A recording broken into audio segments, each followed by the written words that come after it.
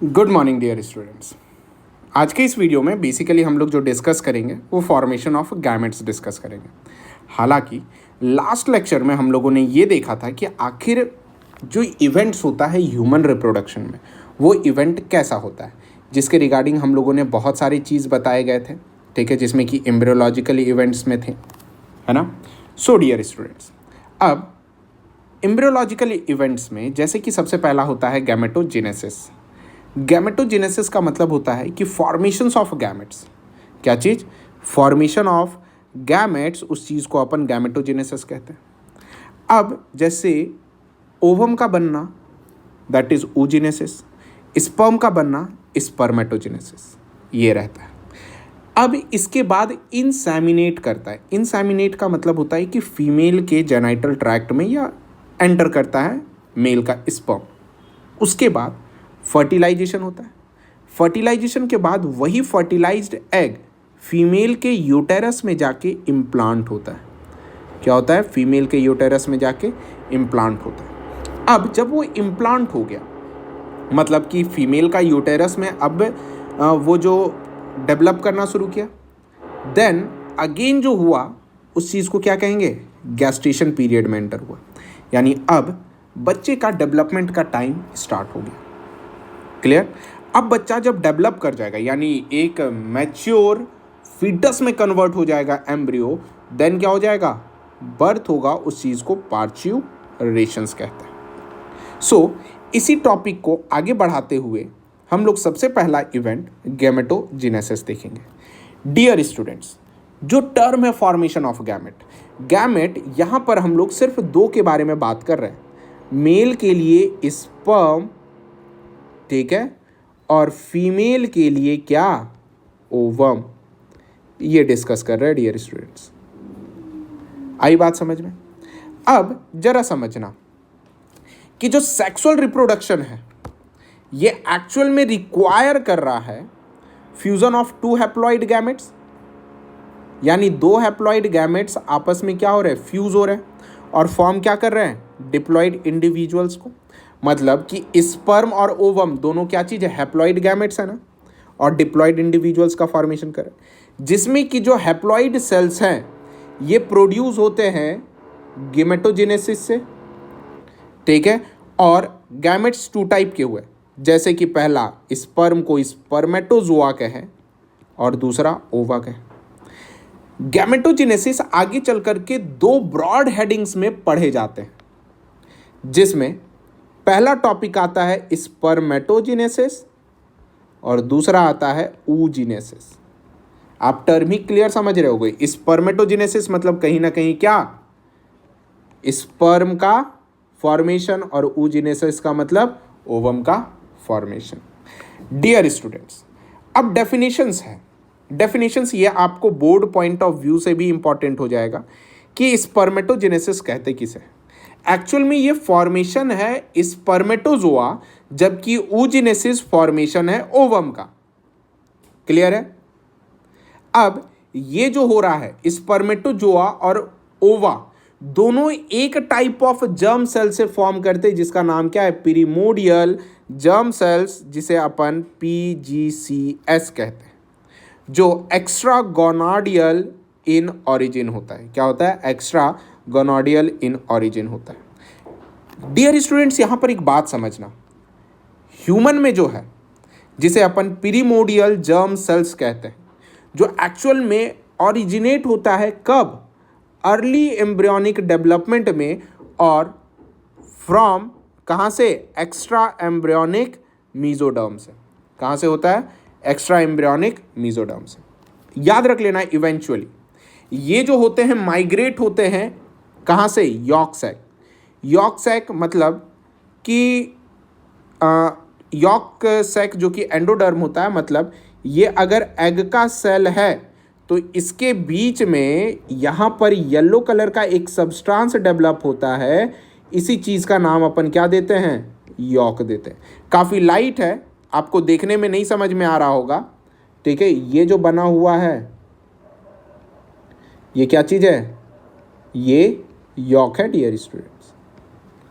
Clear है? अब एक चीज़ समझना, देखो, देखिएगा ध्यान से। अब क्या है कि ये यॉर्क सैक कैसा है, एंडोडर्म है, और अल्टीमेटली जो गोनाड्स होते हैं, जो डेवलपिंग एम्ब्रियो में होते हैं, वो फर्दर डेवलपमेंट के लिए चले जाते हैं, जिसमें कि सबसे फर्स्ट अब हमें जो डिस्कस करना है वो डिस्कस करना है स्पर्मेटोजेनेसिस डिस्कस करना है। क्या डिस्कस करना है? स्पर्मेटोजेनेसिस डिस्कस करना है। अब ये है क्या स्पर्मेटोजेनेसिस, समझिए। स्पर्मेटोजेनेसिस यहां पर देखिए डिफरेंट स्ट्रक्चर्स है। ये अपन एक सेमनीफेरस ट्यूब्यूल्स का जब टीएस लिए, एक सेक्शन लिए, तो इस जगह पर हमें सर्टोली सेल्स दिख रहा है। सर्टोली सेल्स के बाद स्पर्म्स हेड दिख रहे हैं, एक्रोजोमल लाइनिंग दिख रहा है, ल्यूमेन है, स्पर्मेटिड साइटोप्लाज्म है, इवन मैच्योर स्पर्म्स दिख रहे हैं, प्राइमरी स्पर्मेटोसाइट्स है, स्पर्मेटोगोनिया है, सेकेंडरी स्पर्मेटोसाइट्स है, एंड अगेन स्पर्मेटिड्स है, उसके बाद स्पर्म में कन्वर्ट हो। ये सारे एंटायर इवेंट स्पर्मेटोजेनेसिस कहलाते हैं डियर स्टूडेंट्स। अब जरा समझो स्पर्मेटोजोआ, ये क्या है स्पर्मेटोजोआ?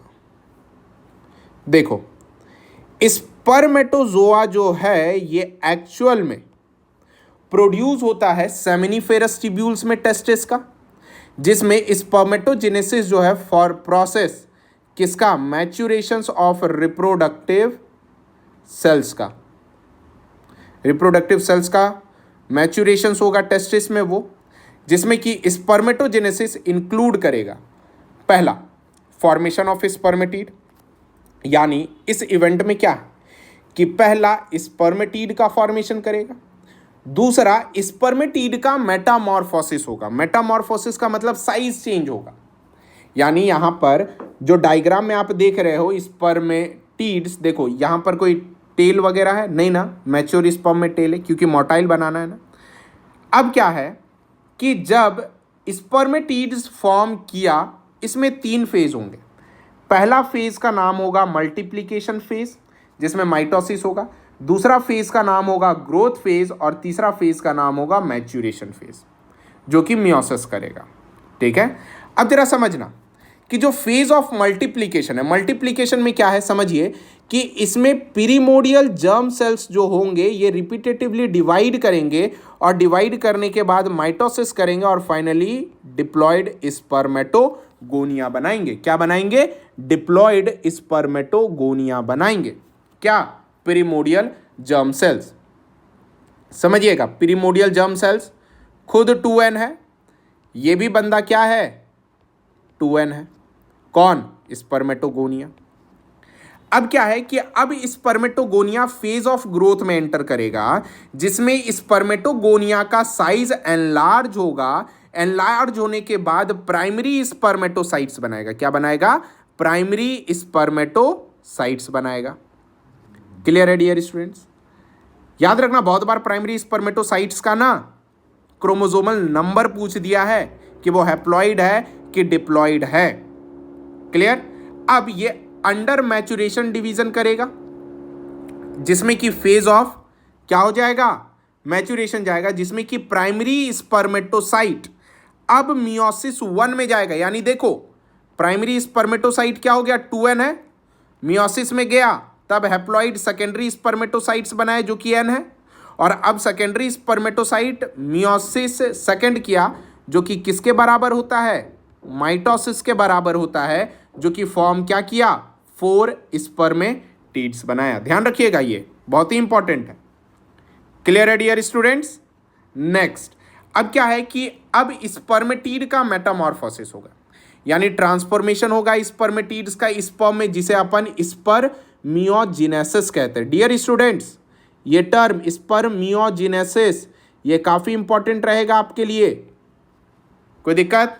जिसमें कि एक स्पर्मेटिड जो होता है वो नॉन मोटाइल होता है, इवन इसके पास mitochondria, Golgi bodies, centriole, nucleus, ये सब क्या होते हैं? प्रेजेंट होते हैं। याद रख लेना, स्पर्मियोजेनेसिस के वक्त क्या होगा?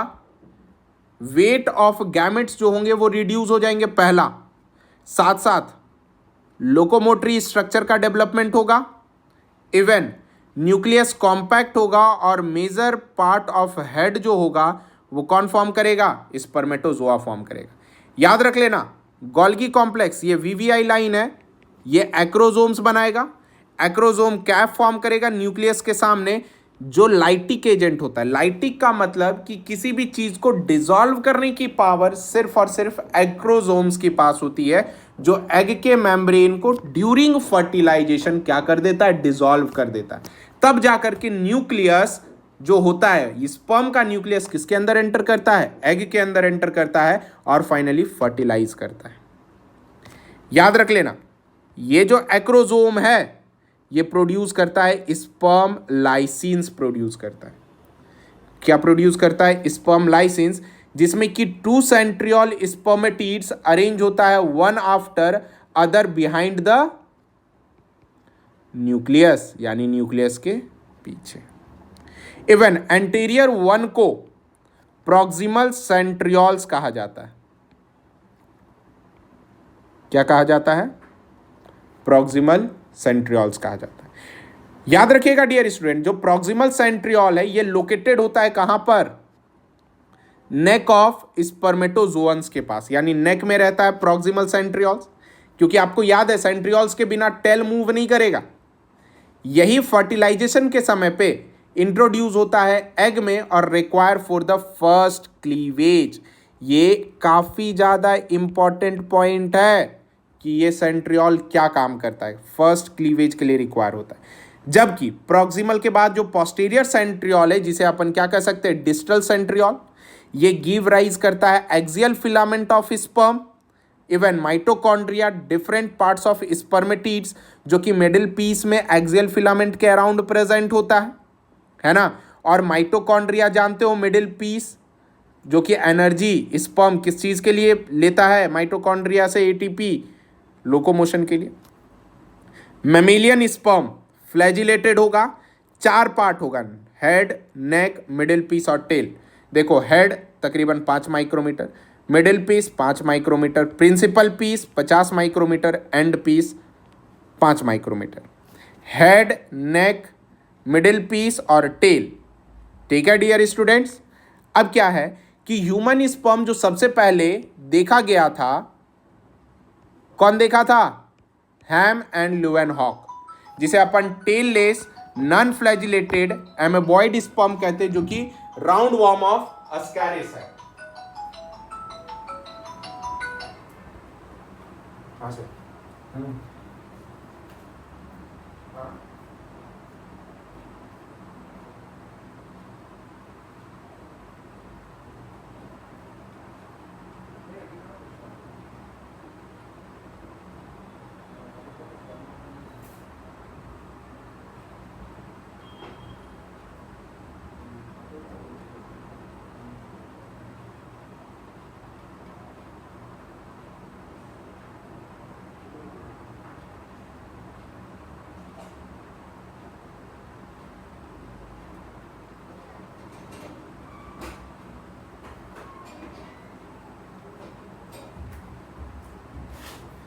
ना अब देखो, थोड़ा सा काम आ गया था इस वजह से मैं हट गया था।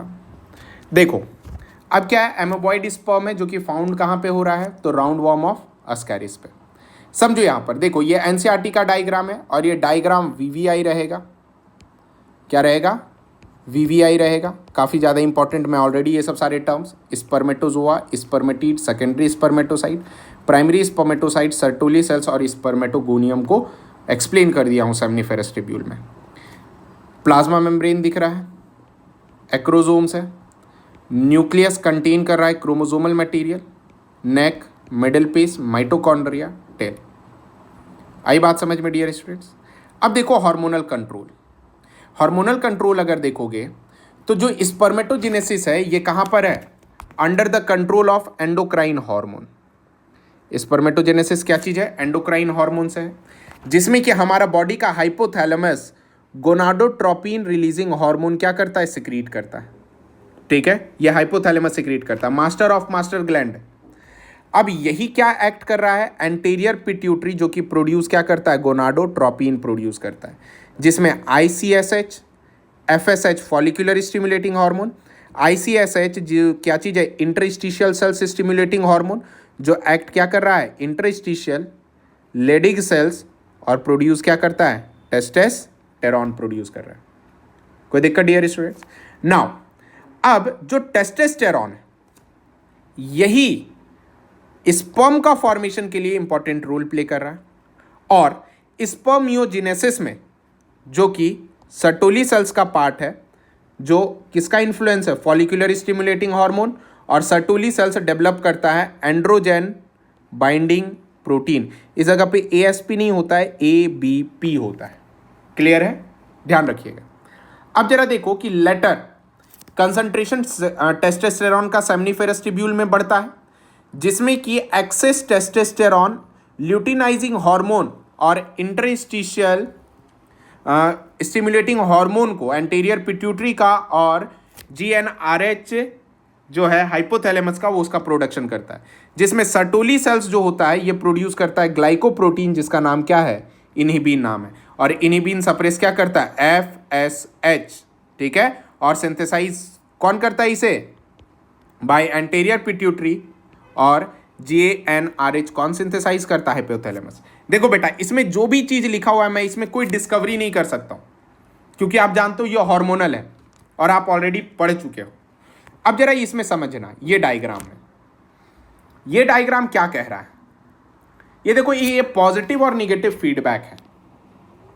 जहां जहां आपको प्लस दिख रहा होगा, जैसे ये आपको माइनस दिख रहा है, ठीक है, माइनस निगेटिव फीडबैक कहलाता है, प्लस पॉजिटिव फीडबैक कहलाता है। ठीक है डियर स्टूडेंट्स, समझिएगा। अब जरा देखो कि जब हाइपोथैलेमस GnRH को देता है, तब GnRH रिलीज करता है, तब एंटीरियर पिट्यूटरी लोब पर गया, और आप जानते हो एंटीरियर पिट्यूटरी पे दो हार्मोन, एक ल्यूटिनाइजिंग हार्मोन, दूसरा FSH, दोनों निकल जाएगा। ल्यूटिनाइजिंग हार्मोन लेडिग सेल्स को प्रमोट करेगा ताकि टेस्टोस्टेरॉन प्रोड्यूस कर सके। Follicular stimulating hormone Sertoli cells को बोलेगा, जो स्टिमुलेट करेगा स्पर्मेटोजेनेसिस, और एक दूसरा हार्मोन देगा इनहिबिन। क्यों? क्योंकि जब एक्सेस स्पर्म का प्रोडक्शन हो गया, तब ये इनहिबिन निगेटिव फीडबैक लेकर के हाइपोथैलेमस के पास जाएगा और क्या करेगा, GnRH को कम करवा देगा। ठीक है, अब जब टेस्टोस्टेरॉन बॉडी में एक्सेस हो गया, क्या चीज, टेस्टोस्टेरॉन बॉडी में जब एक्सेस हो गया, तब रिप्रोडक्टिव ट्रैक्ट और अदर ऑर्गन का डेवलपमेंट स्टार्ट हो गया। लेकिन जब बॉडी में एक्सेस टेस्टोस्टेरॉन होगा तो ये दो जगह जाएगा, पहला एंटीरियर पिट्यूटरी पे ताकि LH को रोका जा सके, और फिर हाइपोथैलेमस के पास ताकि GnRH को रोका जा सके। क्यों? क्योंकि घर में आप जानते हो उतना ही सामान लाते हो जितना सामान आपके घर में रखने की कैपेसिटी होती है। एक्सेस प्रोडक्शन कोई नहीं करना चाहता है। सेम ये जो डायग्राम है ये एक्सेस प्रोडक्शन को ही बता रहा है डियर स्टूडेंट्स।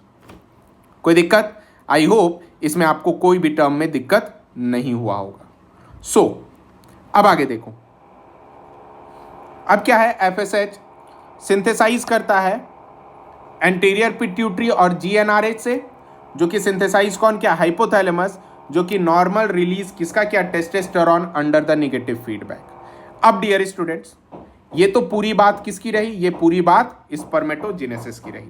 नेक्स्ट क्लास में हम लोग oogenesis डिस्कस करेंगे, कारण